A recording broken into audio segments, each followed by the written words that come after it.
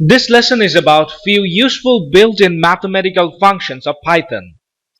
We'll also learn how to use Python math module. Let's start by using a variable x and set it to 5.7. We can use round function to get a round figure. Let's put x as an argument to this function and print it. Then run this program. On the terminal window we can see 6, which is the rounded value of 5.7. We have another useful function ABS, which is the short form of absolute, and this is the absolute function we have in math.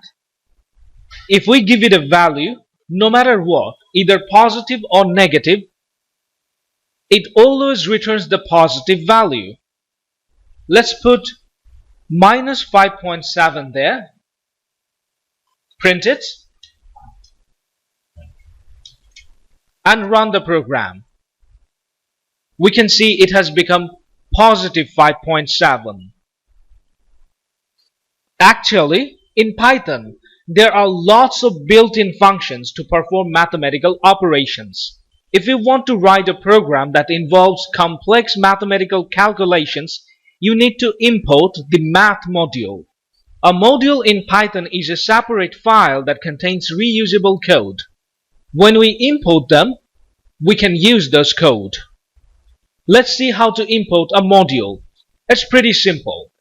On the top, type import, then math, all in lowercase. And that's it.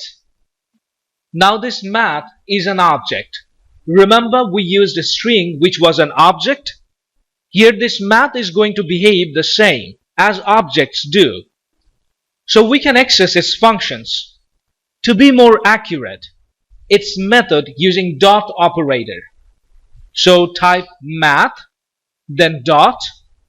We can see the available methods.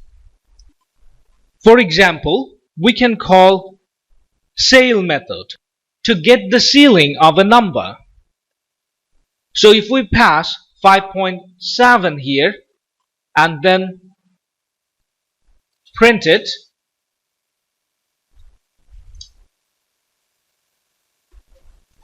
we will get 6, which is sale for 5.7. In the same way, we can get the floor method. Put 5.7 there and print it.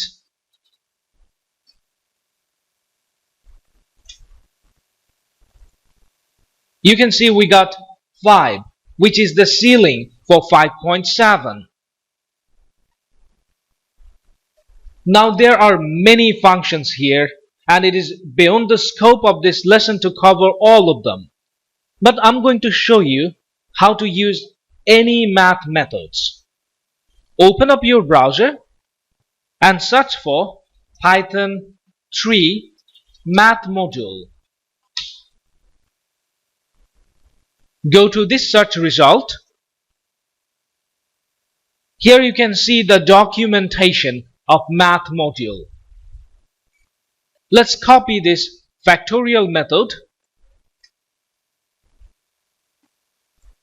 paste it here, put 5 here, then print it.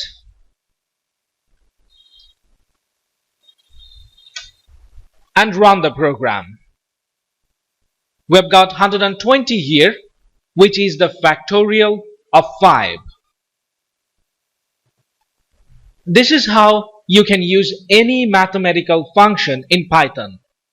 That's all for this lesson. Let's see what we have in the next lesson.